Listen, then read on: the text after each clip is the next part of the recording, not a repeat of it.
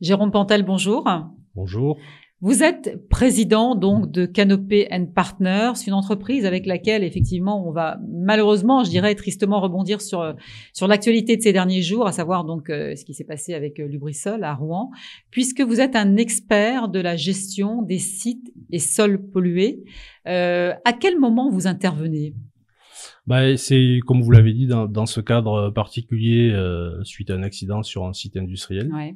Alors ça c'est assez on va dire un petit peu dramatique entre guillemets. Ça peut être de la gestion de crise. Ça peut être de la gestion de crise. Mais pas seulement. Mais très souvent, c'est dans le cadre de la cessation d'activité d'une installation classée, d'une industrie, qui va, disons, donner lieu à la mise en place, la création d'un projet immobilier. Voilà, un autre usage. Alors typiquement, la station d'essence qui s'arrête et sur lequel, donc effectivement, on va utiliser ce terrain pour construire un immeuble, par exemple. Voilà, donc ça c'est l'exemple le plus facile à comprendre. Ouais. Une station-service en région parisienne bien placée. Ouais. Qui va se transformer en projet immobilier. Entre les deux, vous imaginez qu'il y a plein d'études à faire et prendre en compte le fait que ces installations, ces réservoirs enterrés ont pu polluer, altérer les sols. Donc, il va peut-être falloir dépolluer et c'est sur cette partie qu'on va pouvoir intervenir. Alors, qu'est-ce qui incombe justement à ce promoteur qui va construire à la place de cette station d'essence ? Qu'est-ce qu'on lui demande en termes de réglementation ? Alors lui, on va surtout lui demander de faire en sorte que les futurs occupants de ces immeubles, disons, ne soient pas soumis à des risques sanitaires inacceptables. A fortiori, si c'est une école, si c'est une crèche, alors, a fortiori, effectivement, sur des usages très sensibles de type école, crèche, hôpitaux.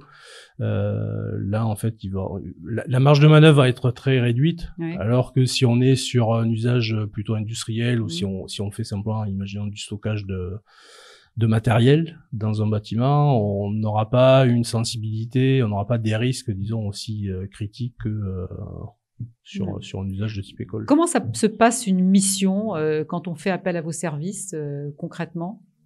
Alors concrètement, nous, on peut intervenir très en amont sur une phase d'étude historique et documentaire qui va donner lieu à des investigations sur le site. Et à partir, donc ça c'est la partie diagnostic. Et à l'issue de ça, il y aura toute une phase d'accompagnement, éventuellement de maîtrise d'œuvre, qui va amener jusqu'à la dépollution des terres sur le site. Donc nous ne faisons pas la partie dépollution au sens strict. On va faire, on va aider le maître d'ouvrage à faire appel à des entreprises. Faites l'étude quand même. On va faire les études et on est capable de suivre tous ces travaux. Alors ça veut dire que quel que soit effectivement le polluant, vous êtes capable d'amener une réponse ? On est censé être capable d'amener une réponse à toutes les... Parce que vous avez quand même, vous travaillez de l'entreprise relativement jeune, mais vous avez quand même un beau bagage derrière voilà, vous. C'est ça. On a une base de données en termes d'études de cas et d'expérience qui est quand même conséquente. Et on est surtout capable d'aller chercher les compétences, les technologies chez des partenaires qui les maîtrisent vraiment fort. Complémentaires, oui, effectivement, et experts sur leur... Alors, est-ce que, bon, cette opinion publique est quand même très pressante sur le thème de l'environnement ces dernières années, est-ce que j'imagine que ça dynamise le marché? De quelle manière il va évoluer ce marché dans les années à venir, selon vous? Être encore plus exigeant? Alors ce marché, c'est un marché qui est dynamique, qui fait 3-4% de croissance par an. Et effectivement, cette sensibilité de la population, la réglementation qui sont de plus en plus strictes, amène à un marché qui reste toujours très dynamique, même si le marché qui est dans une phase de maturité, qui a à peu près une trentaine d'années, petit à petit évolue. Mais enfin, vous êtes sur un marché porteur, c'est le moins qu'on puisse dire. On est sur un marché porteur, effectivement. Vous avez bien fait de finalement d'y rester. On est sur un marché porteur, effectivement, qui est...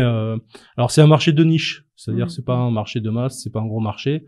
C'est un marché de niche avec un certain nombre de spécialistes. Il y a de la concurrence, mais ça se gère. Vous êtes un des petits au milieu des grands quand même, parce que c'est un marché où il y a pas mal de grands. Mais... Oui, il y a des grands, mais on sait faire des choses intelligentes que les grands font aussi, mais on sait faire aussi. Avec peut-être plus de flexibilité, petite structure à forte expertise. Merci Jérôme Pantel d'avoir accepté notre invitation. Je rappelle que vous êtes le dirigeant de Canopé & Partners. Merci.